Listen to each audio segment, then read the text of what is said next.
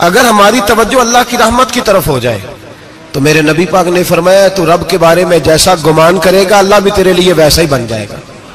अल्लाह वैसा बन के तुझे नवाजेगा। अगर तेरा ये ज़हन बन जाए ना कि जो अल्लाह मुझे देगा वो मुझे ही देगा, तो अल्लाह तबारक व तआला सबसे बढ़कर तुझे ही अता फरमाएगा। लेकिन उम्मीद रब करे और उम्मीद रहमत की, उसके करम की, उसकी अता की। हाँ, एक पहलू जरूर सोच के रखना चाहिए इस मौजू पर। सारी दुनिया निकम्मा कह दे तो बेटा माँ बाप के नजदीक निकम्मा नहीं होता।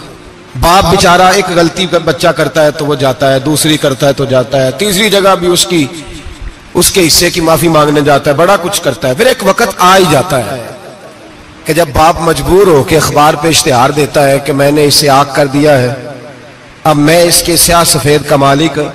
क्या ख्याल है आपका? पहली गलती पे अब्बा जी ऐसे कर देते हैं जी, दूसरी पे करते होंगे। कब करते हैं?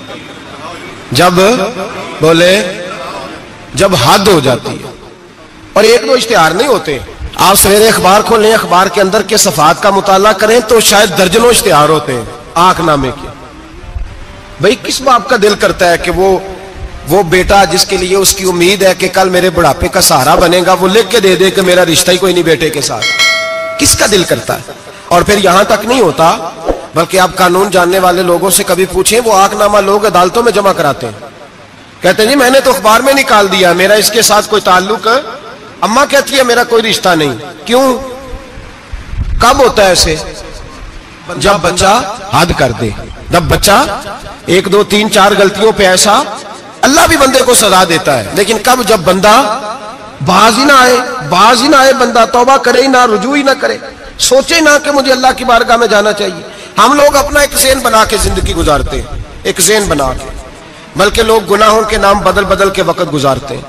हम अपने नफ्स का बुत बना के सारा वक्त उसी की पूजा पे माज़अल्लाह लगा देते हैं। बस ये ठीक है, ये ठीक है और ये ठीक है, चौथी बात सही कोई नहीं। इसी के अंदर हम उलझे रहते हैं मेरे भाई। रहमत इलाही का गलत तस्वर अपनाते हैं। ओ मेरे भाई, किसी बंदे की मजबूरी तो माफ होती है, लेकिन अगर कोई जानबूझ के ज्यादती करे तो वो माफ, उसकी माफी।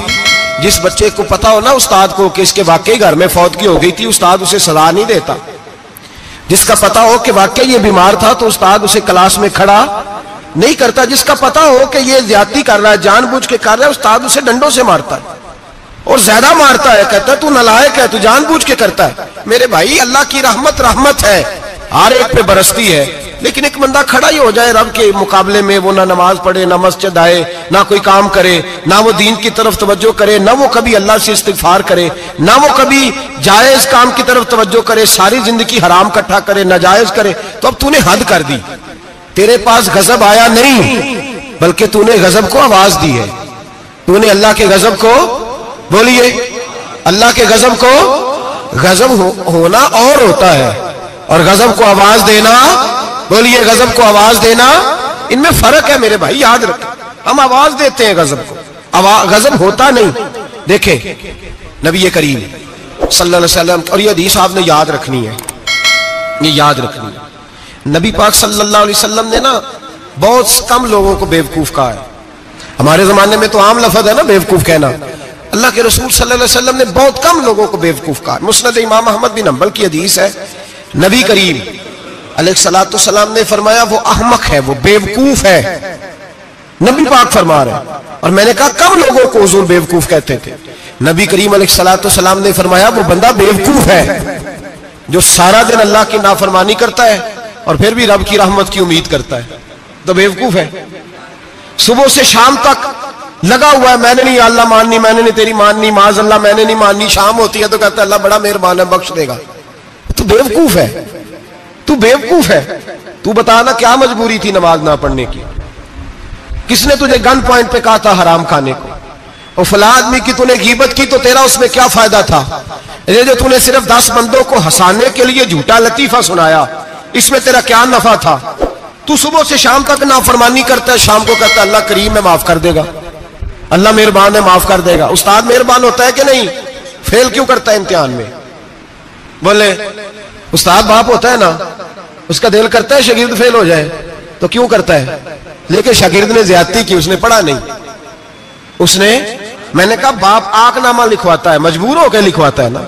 ओ भाई याद, बड़ी प्यारी मिसाल मुल्ला रूमी लिखते हैं, कहते मेरे गांव की एक बीबी थी, उस बीबी ने एक बछड़ा पाला हुआ था। देहातों में ना बूढ़ी माएं बछड़े को पेड़ा देती थी और नाम भी रख लेती थी, किसी ने मिठू नाम रखा होता था, किसी ने कोई नाम। कहते माँ ने बछड़ा रखा हुआ था, अम्मा उसको आवाज देती तो बछड़ा दौड़ा आता, अम्मा उसको पेड़ा खिलाती। बछड़ा बड़ा प्यारा था, जवान हो गया। अम्मा इसलिए बछड़ा पाल रही थी कि जब बछड़ा बड़ा हो जाएगा तो हल के अंदर बच्चे उसे लगाएंगे, खेती में हल चलाएंगे। बछड़ा बड़ा हो गया, अम्मा के बेटे कहने लगे अम्मा ला, तूने बड़ा खिला पिला लिया, इससे कोई काम लेते। हाल के आगे लगाया तो कहने लगा मैंने तो नहीं चलना। अम्मा के पास आए, कहने लगे ये नहीं चलता। अम्मा कहने लगी चलो टाइम दो, थोड़ा समझ जाएगा। फिर मौका दिया, फिर आए, कहा अम्मा तो हमने उसके नाक में नकेल भी डाल दी है, लेकिन अब भी ये हल में चलने को तैयार है। मुल्ला रूमी रहमतुल्लाह अलैह फरमाते हैं फिर कहा अम्मा से, अम्मा कहने लगी चलो थोड़ा टाइम और दे दो, सियाना हो जाएगा। थोड़ा टाइम और दिया, डंडे भी मारे, लेकिन वो सियाना होने को तैयार है। अब अम्मा के पास आए तो अम्मा मजबूर हो गई, दिल नहीं करता था। कहने लगी जाओ फिर कसाई के हाथ बेच डालो। वो गया कसाई के पास, उसे काटा गया, उसकी खाल उतारी गई, उसके छोटे छोटे पीस करके खा गए लोग। वो मार हो रही थी, लोगों ने अम्मा से कहा तुझे तो बड़ा प्यारा था, तूने कटवा को दिया। तो अम्मा कहने लगी प्यारा तो बड़ा था पर मानता नहीं था। प्यारा बड़ा था, काश बात मानता, मकसद पूरा करता तो कभी भी काटा। भाई रब करीम नहीं चाहता बंदा दोजख में जले, अल्लाह की रहमत नहीं चाहती जहन्नम में जले, पर बंदा मानता ही नहीं, ये तैयार ही नहीं होता। ये सोया हुआ है सवेरे, ये वो गप्पे लगा रहा है, असर के वक्त चौराहे पे खड़ा है, नमाज पढ़ने नहीं आया। इसने सारी जिंदगी में दर्जनों लतीफे सीख लिए, हजारों कहानियां सीख गया, कुरान पाक पढ़ना नहीं सीखा। इसने जिंदगी की हर चालाकी सीख ली है, नहीं सीखी तो अपने रसूल की हदीस नहीं सीखी, नहीं सीखा तो दीन की जरूरी बातों को नहीं सीखा। अब रब की रहमत तो नहीं चाहती कि बंदा जहन्नम में जाए, वो तो मेहरबान है, लेकिन रब करीम का कानून का तकाजा यह है कि जो अहकाम पूरे नहीं करेगा उसे फिर दोजख में ढाला जाएगा। तो हमारे बुजुर्ग फरमाया करते थे असल बात यह है कि अल्लाह नहीं मुसलमान को दोजख में डालना चाहता, मुसलमान अपनी मर्जी से छलांगे लगा रहा है, ये खुद छलांगे लगाता है, ये बाज नहीं आता। आप यकीन करें, बड़ी जिम्मेदारी के साथ, बड़े खुलूस के साथ और बड़ी दयानतदारी से तजर्बे की बात अर्ज करता हूं। हमारे बहुत सारे गुनाह ऐसे हैं जिन गुनाहों का हमारी दुनियादारी को भी कोई फायदा नहीं, कोई फायदा नहीं हमारी दुनिया को भी उस गलती का। मेरी बातों की समझ आ रही है आप दोस्त? कुछ गुनाह ऐसे, एक तो होता है कि दुनिया का कोई फायदा हो, उस गुनाह में हमारी दुनिया का भी कोई फायदा।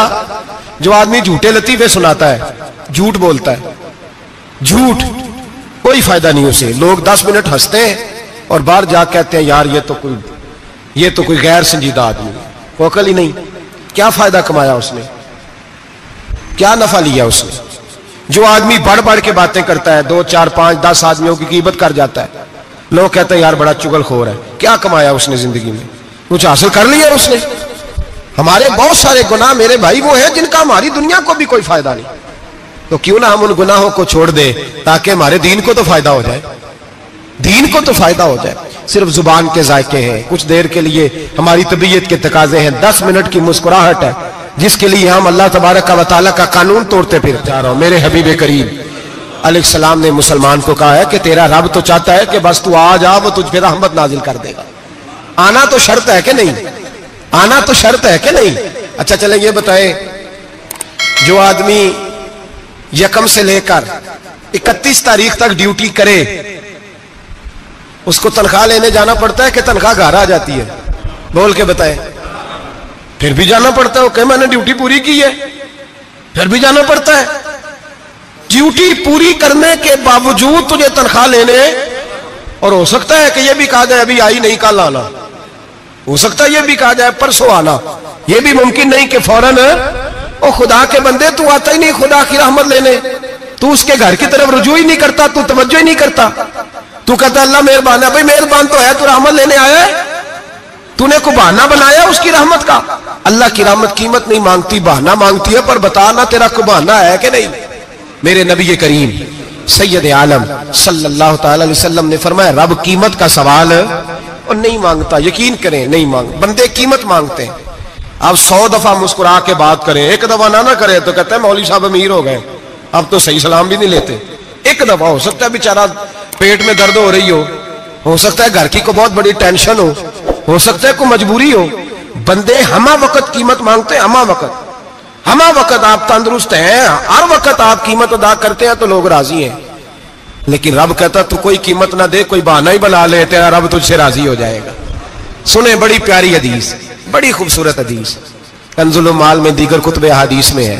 हजरत अबू हुरैरा रदी अल्लाह तआला अन्हु फरमाते एक बाबा जी नबी पाक की बारगाह में आए और जब वो वापस जाने लगे तो मैंने उम्र पूछी तो उम्र थी 96 साल। कहते हैं बुजुर्ग जब आए ना तो ये भवें जो है ना उनकी सफेद होके तो यूं आंखों पे आ गई। बड़ी छड़ी बाबा जी ने पकड़ी हुई और दोनों हाथ पकड़ के ना छड़ी के ऊपर झुके हुए हैं एक जानिब, कुर्बान जाऊं। कहते हैं जब वो बुजुर्ग मस्जिद में दाखिल हुए तो मेरे रसूल ने खड़े होकर इस्तकबाल फरमाया, खड़े हो, और नबी करीम सल्लल्लाहु अलैहि वसल्लम ने आगे बढ़ के बाबा जी को बाजू से पकड़ा और बिठाया। हुजूर बैठ गए। कहा बुजुर्गों कैसे आए हो? तो कहते हैं वो बाबा जी बात करते तो आंख खोल के पहले हुजूर का चेहरा देखते, फिर वो बात करते तो उनके लबो लहजे के अंदर बड़ी परेशानी, बड़ी तकलीफ, बड़ी मायूसी। अर्ज करने लगे या रसूल अल्लाह, हुजूर जिंदगी सारी गुनाहों में बीत गई है, हुजूर गलतियां ही गलतियां, याद माजी अजाब है, यार अब छीन ले मुझसे हाफजा मेरा। अल्लाह के रसूल बड़ी लंबी फहरिस्त है, पाप ही पाप है, काले स्याह दफ्तर है। या रसूल अल्लाह सल्लल्लाहु अलैहि वसल्लम जब पलट के देखता हूं हुजूर मुझे नेकी दिखाई नहीं देती। हुजूर इस उम्र में आपका एक सहाबी मिला है, उसने बात समझाई है तो थोड़ा ख्याल आया है, लेकिन या रसूल अल्लाह सल्लल्लाहु अलैहि वसल्लम अब मेरा वजूद बेकार हो गया है, हुजूर बूढ़ा हो गया हूं। 3 बातें कही बुजुर्गों ने और निराली कही। कहने लगे या रसूल अल्लाह सल्लल्लाहु अलैहि वसल्लम, हुजूर अब तो मेरी कमर भी सीधी नहीं होती कि मैं नमाज ही सही अदा कर सकूं, बूढ़ा हो गया हूं। या रसूल अल्लाह सल्लल्लाहु अलैहि वसल्लम अब मेरे अंदर ताकत नहीं कि मैं मेहनत मजदूरी करके सदके और खैरात दे सकूं। या रसूल अल्लाह सल्लल्लाहु अलैहि वसल्लम अब मैं तलवार लेके जिहाद भी नहीं कर सकता। हुजूर ना मैं लंबी नमाजें पढ़ सकता हूं, आका ना मैं सदकात और खैरात दे सकता हूं, महबूबा ना मैं दीन के लिए कोई जिहाद कर सकता हूं। बेकार वजूद है, बेकार वजूद को तो घर वाले बर्दाश्त नहीं करते, बच्चे दुआ करते हैं या अल्लाह अब्बा जी को पर्दा दे दे, अम्मा को पर्दा दे दे, बेकार हो गया हूं और आज आया हूं तो मुझ बेकार को मेरा रब कबूल कर लेगा। आज कलमा पढ़ूं तो बेकार हूं, किसी काम का नहीं, ना नमाज ना सदकात ना जिहाद, कबूल कर लेगा। हजरत अबू हुरैरा फरमाते हैं जैसे बरसात में बारिश की झड़ी लगती है, यूं मुस्तफा की आंखों से झड़ी लग गई। हुजूर खुल के रोए, खुल के। और मेरे हबीबे पाक ने फरमाया बुजुर्गों बड़े मुजाहिद हैं, दीन के लिए जिहाद करने वाले बड़े हैं, रब करीम को आपकी तलवार की इतनी हाजत नहीं। और फरमाया उसके खजाने कोई खाली तो नहीं कि आप ही गोया सदका देंगे तो भरे जाएंगे। और फरमाया फिर रब करीम की शान में इजाफा नहीं करती इबादतें, वो तो बंदे को नफा देती हैं। मैं बुजुर्गों ना आप जिहाद करें ना आप सदकात दें, ला लंबी नमाजें पढ़े, आप सिदक दिल से आ जाए, अल्लाह के रसूल का वादा है रब आपको बगैर हिसाब किताब जन्नत अता फरमा देगा। आना तो शर्त है कि नहीं, आए तो सही, ना पहुंचे तो सही, आ जाए, उसको नहीं आदत सदकात तो खैरात की जिहाद की तबलीग, आए तो सही ना। मेरे हबीब ने फरमाया बंदा जब रो के कहता है ना या अल्लाह गलती हो गई माफ कर दे, फरमाया मेरा मालिक उसे फौरन ही माफ फरमा देता है। तू आ तो सही, तू आता ही नहीं, तू आ ही नहीं रहा, तू घर में बैठा हुआ है, तू सोया हुआ है, तू दुकानदारी कर रहा है, तू पैसे गिन रहा है, तू आया ही नहीं, आ तो सही। बल्कि मेरे नबी पाक फरमाते हैं जब अल्लाह पाक का भागा हुआ गुलाम आता है फिर तो अल्लाह ज्यादा राजी होता है, फिर तो अल्लाह ज्यादा राजी होता है, ज्यादा राजी होता है। तो आ तो सही, पहुंच तो सही। बल्कि सूफिया तो और बात करते हैं, वो कहते हैं तो कभी भूल के भी रब रब करे तो अल्लाह तो उसे भी कबूल कर लेता है, भूल के। मुल्ला रूमी कहते हैं बनी इस्राइल का बंदा है, सनम पत्थर को कहते हैं, बुत को कहते हैं, बुत के सामने खड़ा है और सारी रात कहता है या सनम या सनम या सनम, ए पत्थर ए बुत, सारी रात पुकारता रहा। रात गहरी हो गई, नींद का गलबा थक गया, सोने के करीब आया तो गलती से मुंह से निकल गया या समद, या सनम की जगह निकल गया। रब करीम ने फरमाया जिब्रील दौड़ के जा, जो मांगता इसे दे दे। हजरत जिब्रील अर्ज करते हैं मौला भूल के तेरा नाम ले रहा है, भूल के ले रहा है। तो रब करीम ने फरमाया चल नाम तो मेरा ही ले रहा है ना, मेरा ले रहा है ना या अल्लाह। वो अल्लाह करीम ने फरमाया झूठे के सामने सारी रात का खड़ा है, सारी रात का पुकार रहा है, उसे कुछ नहीं मिला, तो सच्चे का नाम लिया है। अगर मैं भी कुछ ना दूं और बुत में और मुझ में फर्क क्या रह जाएगा। जा जो मांगता है झोली भर के दे, नाम तो लिया है ना। ओ भाई तू बहाना तो बनाना, वो आ तो सही ना, तू यहां आ जा, पहुंच जा, आ जा, बस बैठ जा, उसकी बारगाह नाज में हाजिर तो होना। तुझे फुर्सत ही नहीं, तू यारों के लिए टाइम निकालता है, बाजारों के लिए टाइम निकालता है, गलियों के लिए टाइम निकालता है, चौकों चौराहों के लिए टाइम निकालता है, हफ्ते में एक दिन होटलिंग के लिए भी जाता है, लेकिन कभी छुप के दो नफलों की तुझे तौफीक नहीं होती। और मैं कई दफा कह चुका हूं, जिस बंदे को बगैर इबादत के रिज़्क ज्यादा मिलने लग जाए उस पर आजमाइश होती है रब करीम की। अल्लाह फरमाता है इसको पैसे दो, इसे आने ना देना, इसको को चल पैसे दौड़ जा। लोग समझते हैं मैं बड़ा ज़हीन हूं, अक्लमंद हूं, देखो मैं अपनी होशियारी से चालाकी से आगे निकल गया। तो आजमाइश है, ये तो आजमाइश है रब करीम की तरफ से, ये तो उसकी खुफिया तदबीर है। मेरे भाई उसकी बारगाह नाज तक जो आ गिरा, आना तो हमारी जिम्मेदारी है कि नहीं। फिर उसकी रहमत आगे बढ़ के इस्तकबाल कर लेती है, फिर अल्लाह का फजल उसको थाम लेता है उस बंदे को। और खुदा की रहमत कितनी ज्यादा है। मेरे हबीब करीम सैयद आलम सल्लल्लाहु अलैहि वसल्लम ने फरमाया अल्लाह ने अपनी रहमत के 100 हिस्से किए। कितने? हुजूर फरमाते हैं एक हिस्सा अल्लाह ने दुनिया में नाजिल किया है। कितना? एक हिस्सा। फरमाया ये जो माँ बेटे से प्यार करती है, बाप बेटे के लिए मजदूरी करता है, ये जो बहन भाई के लिए रोती है, ये जो बीवी शौहर के लिए दुआ मांगती है, ये जो बच्चे माँ बाप से प्यार करते हैं, फरमाया ये उस एक रहमत का नतीजा है, एक रहमत का नतीजा। तो सहाबा कहने लगे या रसूलल्लाह वो 99 किधर है? नबी पाक ने फरमाया रब करीम ने संभाली हुई है, कयामत के दिन तुम्हें अता फरमाएगा।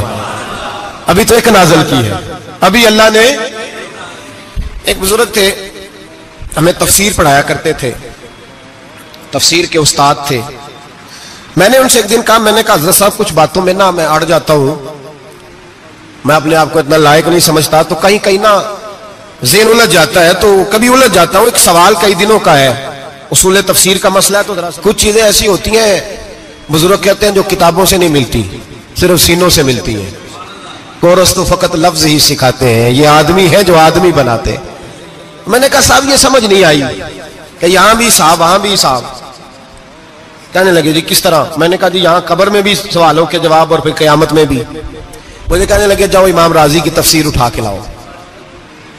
मैं तफसीर उनके सामने ला के रखी, तो कहने लगे ये सैयदना यूसुफ अलैहिस्सलाम का वाकया जरा देखो तफसीर यूसुफ में, उसमें एक अजीब बात लिखी है।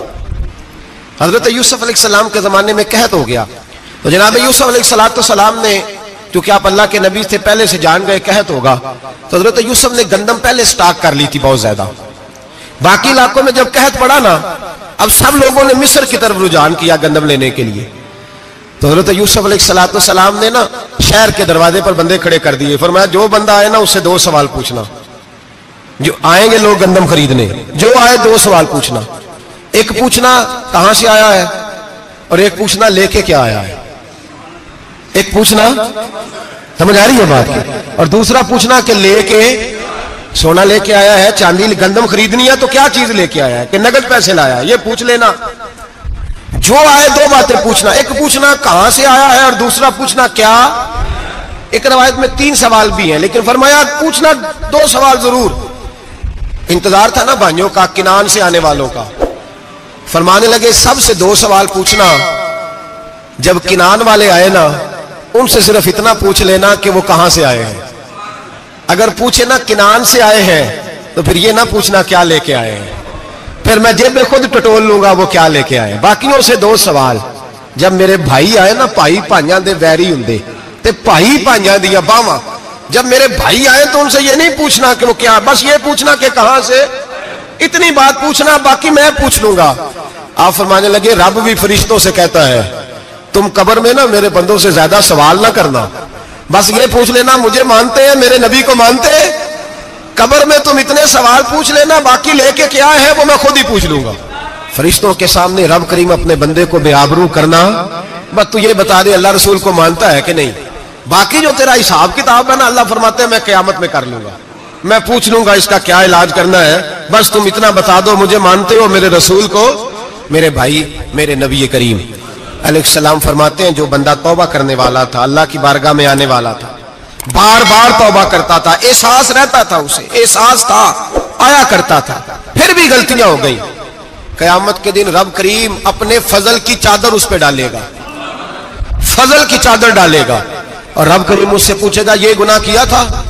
और नबी पाक फरमाते हैं उसने बड़े भी गुनाह किए, अल्लाह छोटे छोटे गुनाहों के बारे में पूछेगा, ये गलती की थी, ये गुनाह, बंदा डर रहा है, वो कह रहा है पता नहीं सजा क्या मिलेगी, क्योंकि दुनिया में भी डरता रहा, यहां भी डर रहा है। शर्त यह है कि एहसास वाला हो, आता रहो, फिर भी गलतियां हो गई, ख्याल करता था, मेहनत करता था, नेक होने की जद्दोजहद करता था, कोताहियां रह गई, ये गुनाह किया था या अल्लाह भूल गया था, ये गुनाह किया अल्लाह मुझसे गलती हो गई, यहां भी किया था या अल्लाह गलती हो गई।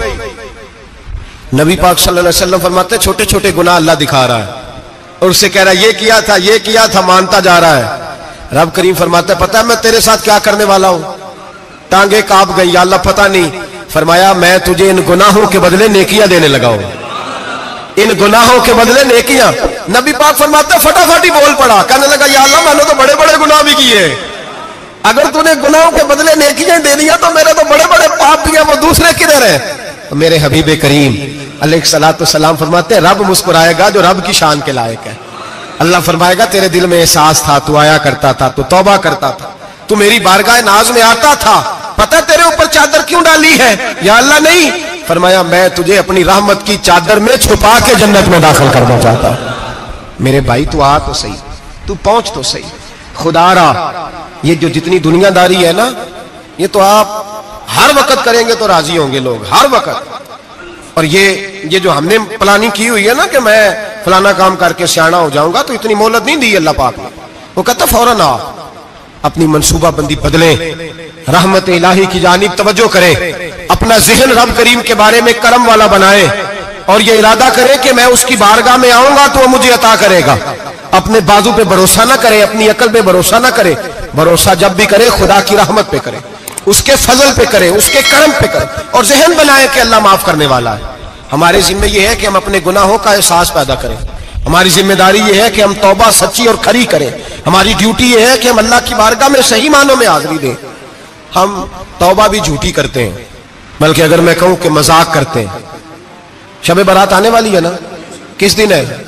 जुमेरात को शब बारात आएगी। कुछ लोग तो खैर वैसे डट जाते हैं, कहते हैं हम नहीं मानते, वो पक्के लगे हुए हैं, वो कहते हैं नहीं इबादत नहीं करनी चाहिए। मैंने कहा यार बस करो, छोड़ दो, अब अल्लाह की इबादत करने के लिए भी तुमसे सनद लेनी पड़ेगी कि मौलवी साहब इजाजत दे, नफल पढ़ ले, इजाजत लेनी पड़ेगी। और बंदे बड़े समझदार हैं, वो कोई सियासी बंदा दूसरी पार्टी का आ जाए तो उसे मुतमिन कर लेते हैं, कुछ बसरा दूसरी जमात का मसला पूछ ले, कहते मौलवी साहब पूछ के दसांगा। मोटी सी बात है, शबरात को क्या होता है? इबादत। क्या होता है? बोल के बताए। यही होता है ना, तो इसके लिए सर्टिफिकेट की जरूरत है जी।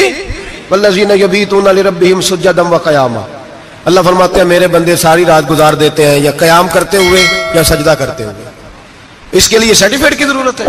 बड़ी जल्दी मसला पूछने आ जाते हैं लोग। हाँ, एक वो है जो मानते नहीं सिरे से, एक वो है जो बड़ा अजीब मानते हैं, वो कहते हैं शबरात है, छोटा गोश्त ही नहीं मिल रहा दुकान से। भाई शबरात गोश्त खाने का दिन है, हलवा खाने का दिन है, शब बारात मौज करने का दिहाड़ा आ गया शब बारात। शबरात आई है, पहले किलो गोश्त आता था, अब 2 किलो ले लो। ये कौन सा तरीका है शब बारात मनाने का?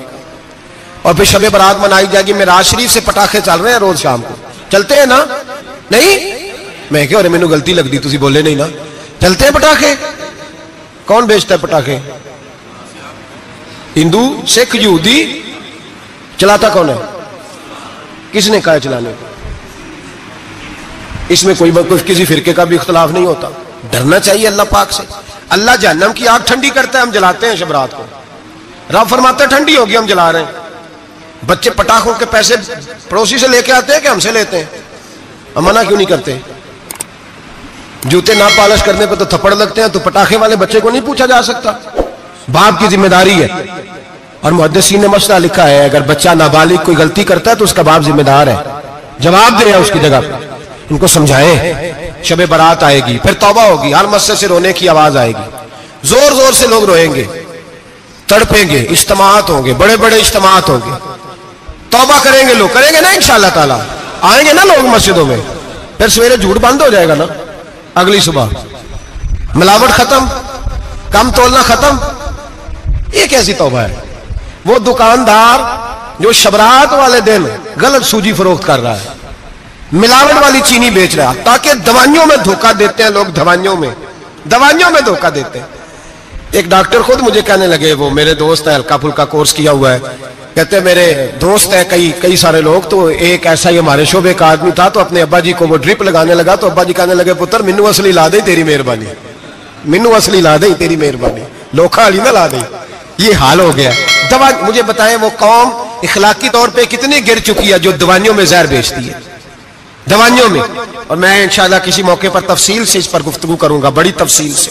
मैंने बहुत सी मालूमात इकट्ठी की हैं कि कितना जुल्म करते हैं ये लोग, लिखने वाले भी, लाने वाले भी, बेचने वाले भी, कितने बड़े मुजरम है। सेहत के साथ खेलते हैं, सेहत बारह लाम दाम बरसरे। मतलब जिस आदमी ने धोखे का माल ला के रखा है शबरात वाले दिन के, रात तौबा भी करनी है और सवेरे ये बेचना भी है, वो तौबा करने आया। जिसने धोखे का माल ला के रखा है कि सवेरे बेचना है और रात तौबा भी करनी है, वो तौबा कर रहा है कि मजाक कर रहा है? तौबा मेरी तौबा, अस्तगफिरुल्लाह, या अल्लाह माफ कर दे, ऊंची ऊंची आवाज में रो रहा है, और सवेरे सारे चक्कर वही हैं। ये कैसी तौबा है? तौबा क्या है? मेरे नबी पाक अलैहिस्सलाम के गुलामों ने तौबा की तकसीम की। हजरत हसन बसरी से किसी ने पूछी तौबा क्या है, तो आपने फरमाया तौबा ये है कि जब तू तौबा कर ले तो फिर उस जगह नजर ना आना जहां खड़े होने से रब रसूल नाराज होते। और फरमाया तौबा ये है कि जब तूने तौबा कर ली फिर वहां से गैर हाजिर ना होना जहां हाजिरी का तुझे अल्लाह रसूल हुक्म देते हैं। ये तेरी तौबा है। और अगर तू ऐसा नहीं करता फिर तूने तौबा नहीं की, फिर तूने मजाक किया। मेरे भाई, रहमत इलाही आवाज देती है की तरफ रुजू करें, दौड़े और रहमत की उम्मीद रख के आएंगे। समझ ले कि अल्लाह पाक, मैं एक बात अक्सर करता हूं, नबुव्वत का दरवाजा बंद हुआ है। दाता गंज बख्श अली अजमेरी ने कहीं नहीं लिखा था कि मेरे बाद अली बिन उस्मान अजमेरी दूसरा नहीं आ सकता। हजरत मुजद्दद साहब कहीं नहीं लिख के गए कि दूसरा मुजद्दद अल्फसानी पैदा नहीं होगा। हजरत बाउल हक नक्शबंद बुखारी ने कहीं नहीं कहा कि मेरे जैसा वली नहीं हो सकता। बुजुर्गों ने कभी नहीं कहा। तू जदोजहद तो कर। इकबाल कहते हैं आज भी हो अगर इब्राहिम का ईमान पैदा, आग कर सकती है अंदाजे गुलिस्तां पैदा। तू प्रोग्राम तो बना, आगे की तरफ तो सफर कर। मेरे नबी करीम सैयद आलम सल्लल्लाहु अलैहि वसल्लम ने फरमाया तेरे आ जाने से तेरा रब राजी हो जाता है। जब तू आता है तो तेरा अल्लाह राजी हो जाता है। ये जो हमारी मुश्किलात होती है ना, जिनमें हम उलझे होते हैं, वो जो हमें जादू हो जाता है, तवीज कर देते हैं हमारे करीबी रिश्तेदार, वो तवीज नहीं होते, वो हमारे अमाल की सजा होती है, हमारे अमाल की सजा होती है।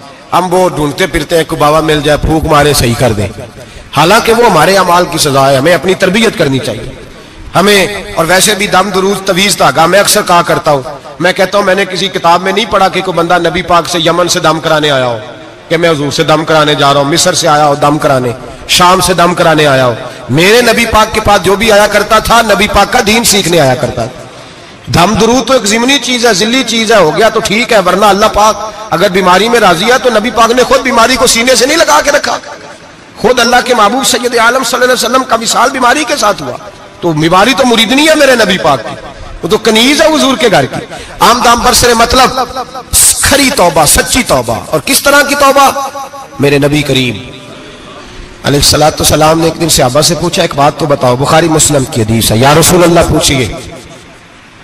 नबी पाक सल्लल्लाहु अलैहि वसल्लम ने फरमाया अगर कोई आदमी सहरा में सफर कर रहा हो, बहुत बड़ा सहरा हो, ऊंट पर उसका सफर हो और उसने ऊंट पर खाने पीने का सामान बांधा हो, पैसे भी रखे हो, पानी भी रखा हो, थक गया सफर करता करता, दरख्त की एक टहनी के साथ ऊंट की नकेल बांधी और दरख्त के नीचे लेट गया आराम करने के लिए।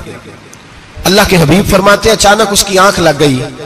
जब जागा तो उसने देखा कि ऊंट तो गायब हो गया है, अब ना खाना है, ना पानी है, ना पैसे हैं, और सहरा बड़ा लंबा है, पैदल सफर भी नहीं कर सकता। थोड़ा सा ढूंढा, फिर मौत का इंतजार करने लगा, सोचने लगा मौत आएगी, अब मर जाऊंगा।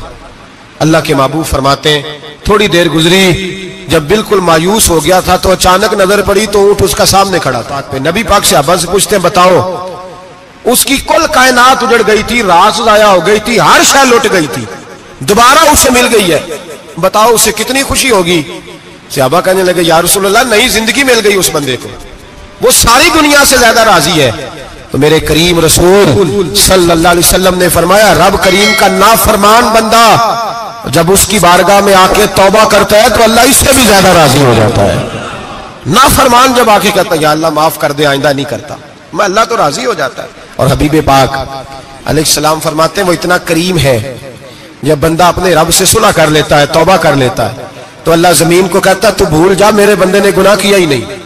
आसमान से कहता है तू भूल जा, मेरे बंदे ने गुनाह किया ही नहीं। फिर रब करीम फरिश्तों से फरमाता है कि मिटा दो जो तुमने लिखा था, मैंने अपने बंदे के साथ सुलह कर लिया।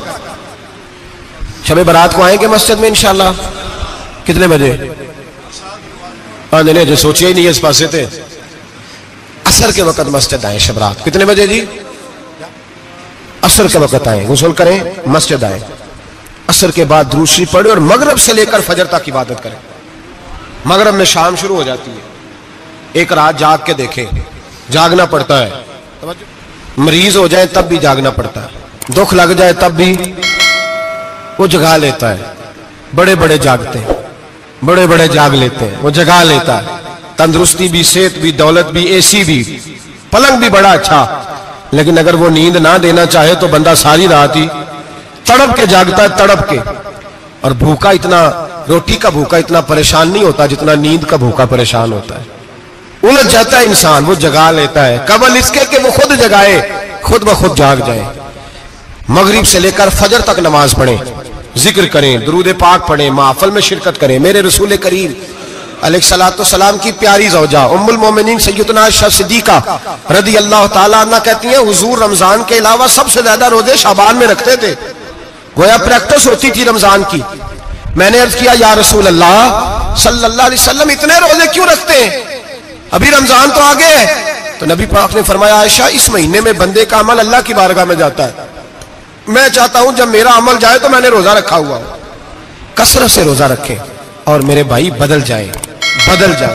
मेरे नबी पाक ने फरमाया गनीमत जान, अगर सेहत है तो बीमारी आने से पहले गनीमत जान जा, ये चली जाएगी। बीमार आदमी से कुछ भी नहीं होता, गनीमत जान ले, लम्हों को कुछ कर ले। और अगर तेरे पास फुर्सत है तो गनीमत जान ले मसरूफ होने से पहले पहले। मेरे हबीब करीम सैयद आलम अलैहिस्सलाम के गुलाम फरमाते हैं कि नबी पाक सल्लल्लाहु अलैहि वसल्लम ने हमें मिसाल दे के समझाया। मदीने में जो कबीला सबसे ज्यादा बकरियां पालता था वो बनु कल्ब का कबीला था, और फरमाते इतनी बकरियां थी कि उनकी बकरियां हमने कभी नहीं गिनी थी। नबी पाक अलैहिस्सलाम ने फरमाया जब शाबान की 15वीं रात आती है, ये तिरमिजी का लफ्ज है, फरमाया जब शाबान की 15वीं रात आती है तो बनु कल्ब के कबीले की बकरियों के बालों की तादाद के मुताबिक अल्लाह मेरी उम्मत के अफराद की बख्शिश फरमा देता है।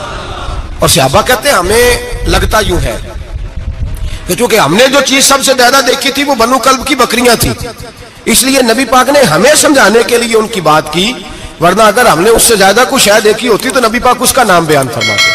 हमें समझाने के लिए फरमाया बनु कल्ब के कबीले की बकरियों के बालों की किसी एक बकरी के बाल भी बंदा गिन सकता। और हुजूर ने फरमाया जो सबसे ज्यादा बकरियां पालते उनकी तादाद के मुताबिक हजरत आयशा सिद्दीका रज़ी अल्लाह ताला अन्हा फरमाती है जन्नतुल बकी में हुजूर जाया करते, कब्रिस्तान में, कब्रिस्तान के कोने में। अल्लाह के रसूल को मैंने नमाज पढ़ते भी देखा 15वीं रात को, और फरमाती है हुजूर बकी वालों के लिए बख्शिश की दुआ भी करते, कब्रिस्तान भी जाएं शब बारात को, उनके लिए दुआ भी करें। और फिर मेरे भाई शब बारात को लिल्लाहियत के साथ आए, लौटने का प्रोग्राम बनाए, उससे कबल के रब करीम खुद जकड़ के ले आए, खुद ब खुद आए, उसके करम की तरफ तवज्जो करें, उसकी रहमत की तरफ तवज्जो करें। मेरे रसूल करीम सल्लल्लाहु अलैहि वसल्लम के पास एक देहाती आए, मौला अली शेर खुदा फरमाते मैं भी हाजिर था।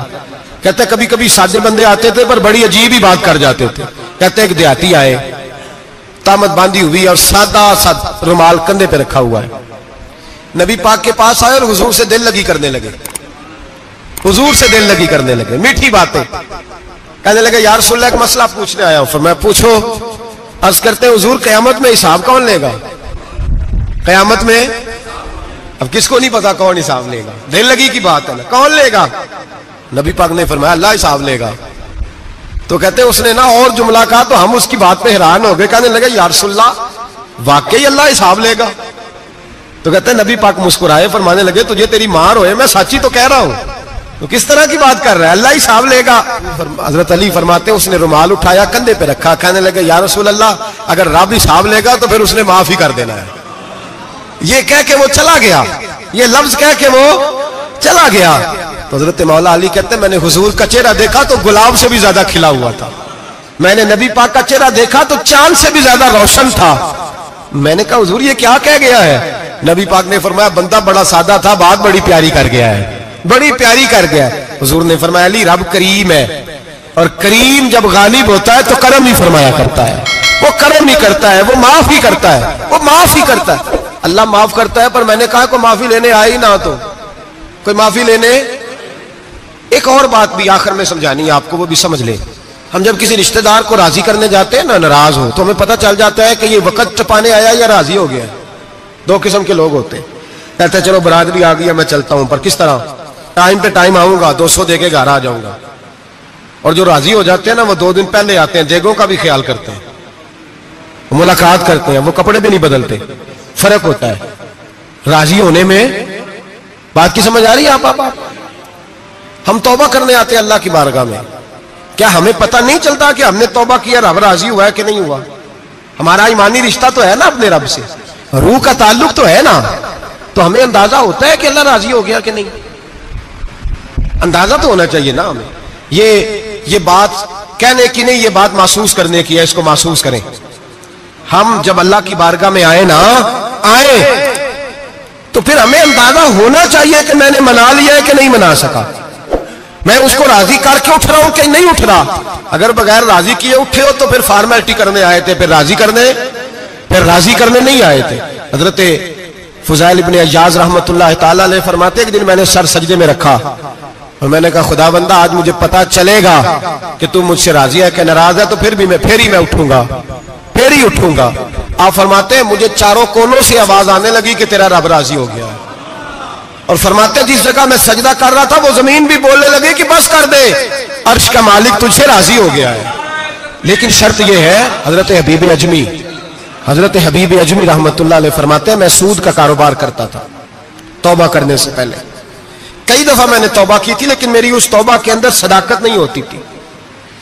मेरा दिल भी गवाही देता था कि ये ना बहुत सारे बंदे कहते हैं आइंदा नहीं करता, वक्त टपाते हैं। जिस तरह बंदों को धोखा देते हैं, इस तरह माज अल्लाह तौबा भी इसी तरह की करते हैं, लेकिन बाद में दोबारा उसी डगर पर चल निकलते हैं जिसमें पहले होते हैं। आप फरमाते हैं मैं कई दफा तौबा करता था तो तोड़ देता था। आज मैंने तौबा की। किस तरह की? सूद का मैं धंधा करता था, तो मैं सूद के पैसे लाया, गोश्त पकने को दिया बीवी को, सूद के पैसों का। मेरी बीवी ने हंडिया चढ़ाई, थोड़ी देर गुजरी तो वो सारा गोश्त खून बन गया। मेरी बीवी उठा के लाई, कहने लगी ले जाइए जो तू गरीबों का खून निचोड़ के लाया था ना, ये खून बन गया, खुद भी पी और औलाद को भी पिलाओ। कहते हैं मैंने सच्ची तौबा का फैसला किया। आज पहले मैं सच्ची तौबा का इरादा नहीं कर, आज सच्ची तौबा का फैसला किया और मैं निकला हजरत हसन बसरी के पास गया, उनकी बैत हुआ, तौबा की, उन्होंने मुझे अमाल बताए, खरी तौबा की। कहते हैं जब तौबा के लिए घर से निकला तो छोटे छोटे बच्चे खेल रहे थे। एक बच्चा कहने लगा पीछे हट जाओ, बहुत बड़ा सूदिया है, इसका साया भी पड़ गया तो हमारे अंदर नहुसत आ जाएगी, पीछे हट जाओ, सूद का धंधा करता है। कहते मुझे और चोट लगी कि या अल्लाह तेरी छोटी छोटी मखलूक भी ये समझती है। कहते मैं तौबा करने गया तो खरी तौबा करके आया, हज़रत हसन बसरी के पास रो रो के तौबा की। मैं वहां से वापस आया तो बच्चे अभी खेल रहे थे। कहते वो बच्चा जो पहले बोला था कि पीछे हट जाओ बड़ा सूद वाला है, नहुसत पड़ जाएगी, वो बच्चा फिर आवाज देके कहने लगा दोस्तों पीछे हट जाओ, रब करीम का वली आ रहा है, अल्लाह का बंदा आ रहा है, कहीं ऐसा ना हो हमारे पैरों से गर्द उड़े और इस वली के ऊपर पड़े और इसकी तौहीन हो जाए, अल्लाह हमसे नाराज ना हो जाए वली की तौहीन करके, पीछे हट जाओ। आप फरमाते हैं मैंने तड़प के आसमान की तरफ देखा और मैंने कहा या अल्लाह मुझे समझ आ गई है कि खरी तौबा क्या होती है, सच्ची तौबा, असल तौबा क्या होती है। झूठ मूठ की तौबा न करें। शब बारात को आए और बड़ा दयानतदारी का मशवरा देता हूं, दिल को संभाल के आए। अगर झूठ नहीं छोड़ना, फरेब नहीं छोड़ना, हमने मस्जिद की हाजिरी की पाबंदी नहीं करनी तो फिर तौबा का लफ्ज पुकारना धोखा है, फिर ये धोखा है, फिर ये मजाक है, फिर मजाक ना करें। आना है तो खरी तौबा के इरादे से आए, खुल के आए। इंशाअल्लाह हर साल हम भी सारी रात यहाँ बैठते हैं, आपसे भी गुजारिश करेंगे कि छुट्टी ना करें, वक्त पे आए, मगरिब में आए, नवाफल अदा करें, ईशा के बाद नवाफल पढ़े।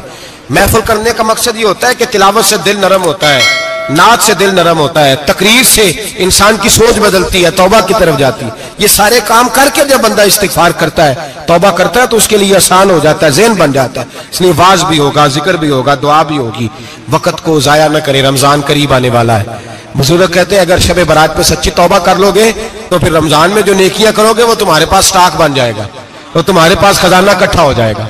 तौबा अभी से कर लो, मामला अभी से समेट लो, ताकि जब रमजान आए तो फिर नेकियां खजाना बन के जमा हो। हमेशा मिदहते खैरुल अनाम में गुजरे। दुआ है ये उम्र दरूद और सलाम में गुजरे। आखिर दावाना अनिल हम्दुलिल्लाह।